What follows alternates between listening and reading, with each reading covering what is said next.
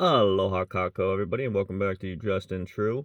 I posted a short, and buddy wallytron 101 had reposted one of my shorts, and in it I do a Shaka. See that? That's a Shaka. That's not a baphomet sign. That's if you think that's a baphomet sign, then you don't know what a baphomet sign is. That is a Shaka. I live here in Hawaii. See, in Hawaii, they have their own language and they have their own signs, right? Because it's a different place other than wherever you live.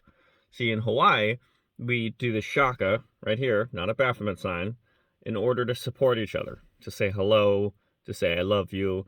If you see a stranger, and it's a way of being closer to them than just doing a wave. It's been here for over 100 years. It started with the sugar plantations. A man in Laie over on Oahu, he see that blown off my thumb too. So if anybody says that I have a weird looking thumb, it's because it was blown off. Well, now you're making fun of an amputee. So Laie, back in the day, over 100 years ago, sugar plantation was going hard, and what had happened is a man had lost, kind of like me, but he lost all three of his fingers, and he ran the sugar plantation train, and it would go from the north shore of Oahu all the way down to about Ewa, to the middle of Oahu. And when he would pass the north shore up in Laie, all the kids knew about him. So all the kids would go out there, and in order to make fun of him or to say hello, basically, they'd go like this, because he didn't have those three middle pinkies. Instead of waving, they would go like that. It was 120 years ago. Since then, every grandma, tutu, auntie, uncle, cousin, neighbor, daughter, teacher, son, everybody does a Shaka. And they do the Shaka in a loving, acceptable, respectful way because it means hello, I love you, salutations, how you doing? It's a very positive and uplifting thing. See, the big difference between Hawaii and anywhere on the mainland USA and most places in the world is in Hawaii, we're not cold to each other. We don't really judge each other. It's still a small community. We love each other. We respect each other. We still have our problems, but it's a lot more warm and community-filled and comforting than anywhere in the mainland. See, people here, actually, we're so close that we consider people our aunties and our uncles. People who we don't even know, we consider our aunties and our uncles. Because most people we know, it's such a small community. I live in an island of less than 100,000 people, and about 100,000 people, and what you do here, it reverberates, it echoes. So you treat this entire island, and every Hawaiian island does the same thing, like it's your home. It's a respect thing, it's a love thing, and just to further go with the Hawaiian lessons, when I say aloha kako, that's not some sort of satanic message. That's me saying hello, welcome in Hawaiian, the Hawaiian language. Languages are okay. You don't have to speak English. Jesus didn't speak English. It's okay to speak other languages. It's okay to speak other languages. That's fine. Okay, there's no satanic language that you're not allowed to speak. If there is, I'm unaware of it.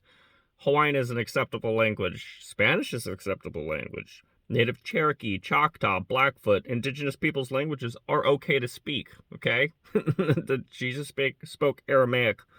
Okay, most people in America, if they hear Aramaic, they immediately think terrorists, so please don't say that Hawaiian language is a bad language. It's not. Aloha kako literally means I love everyone. It's a literal translation. I love anyone who's hearing this. Aloha kako. There's nothing more biblically sound than that.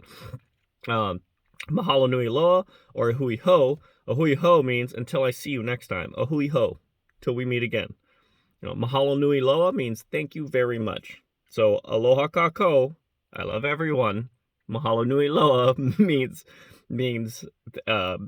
thank you very much. And a hui ho is until next time. I just wanted to get that out because absurdly enough, there's a few people who believe that the Shaka is a Baphomet sign.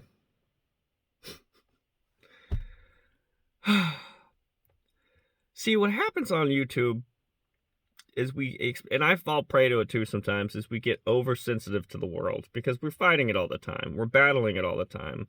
There's signs and symbols that the Masons throw in our face, that Satanists throw in our face, so we're oversensitive to some things. So the second we see something that we don't understand, a lot of people with that are rude, basically. A lot of people who don't have forward-thinking capabilities, who are just trigger-ready. They judge people immediately based on things that they don't know. Paul wrote a lot about this in Galatians and Ephesians and Romans, and he expressly said if it's not a salvation issue and if it's not an issue that doesn't put your relationship with Christ, if it's not a sin, then don't argue about it. I'm pretty sure we can all agree that a lot of Paul's writings was actually telling people, the new Christians, the new church, to not argue over petty things. Don't argue over what you eat, what you do, who celebrates which day. You remember this? Right. So don't yell at people for things that you don't know anything about. That is not a Baphomet sign. That's a Shaka. It's a loving and embracing sign. Also, ironically, Paul also wrote that if anybody comes to you preaching any other gospel besides this gospel, may he be accursed. Which means, because he goes on to say, if anyone preaches this gospel, let him be blessed. The way that anyone knows if there's an angel, even an angel, Paul said, if there's even an angel in front of you, the way to test that angel, even if it's us or an angel, it's either human or an angel, is to see what gospel they're preaching. Right? Did Paul say, see what his hand signs were? No, he did not. Paul said, what is the gospel that they're preaching? Now, you can go back in any of my shorts and any of my videos, and it won't take you a long time to figure out the gospel that I'm preaching. The gospel that I'm preaching is the one and only gospel of Jesus Christ's burial, resurrection, and ascension into heaven, where he's going to make a place for us. That's my gospel.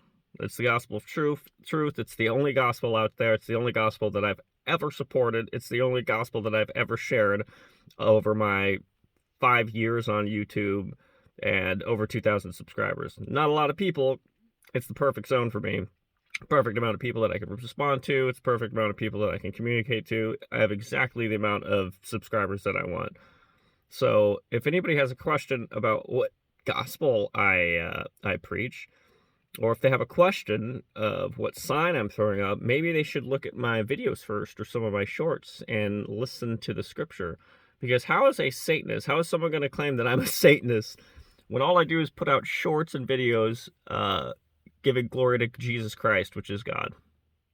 Doesn't make any sense to me. So this morning I woke up to a bunch of comments saying that I'm a Satanist because I throw up a Baphomet sign. YouTube, get your stuff together.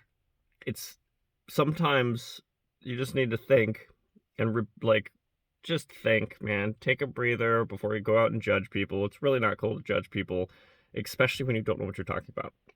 So for my long-time subscribers, they're used to that. They know what a Shaka is. They're used to Aloha kako, mahalo nui loa, hui ho, all that good stuff. Okay? So until next time, a hui ho.